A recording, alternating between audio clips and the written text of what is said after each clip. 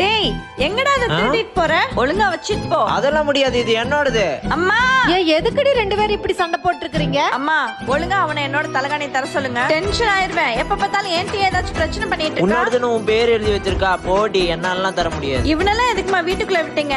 அப்படியே திருப்ப ஹாஸ்டலுக்கு அனுப்புங்க. இவ்வளவு நாள் நிம்மதியா இருந்தேன், எருமை வந்தோடனே உயிரை வாங்குது. ஏய் உனக்கு வேற தலகாணியே இல்லையா? இந்த கேள்வியா நீங்க அவன்கிட்ட கேளுங்க. அவனுக்கு வேற தலகாணியே கிடைக்காதா? என்னோட தான் தேடி பிடிச்சு எடுப்பான். ஒரு நாள் தானே விடும், அவனே வச்சுக்கிட்டு நாளைக்கு நேரமா ஹாஸ்டலுக்கு கிளம்பிடுவான். அப்பா சாமி, இப்போதான் நிம்மதியா இருக்கு. அனுப்பி தொலைங்க சீக்கிரமா.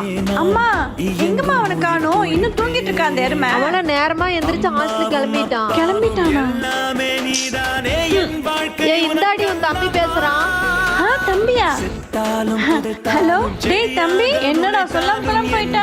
அவன் கூடயே இருக்கும்போது எவ்வளவு ஜாலியா இருந்துச்சுல. இப்ப அவன் போனோடனே ரொம்ப மிஸ் பண்றேன். கூட திரும்பி வருவான், திருப்பி சண்டை போடலான்னு இருக்கு.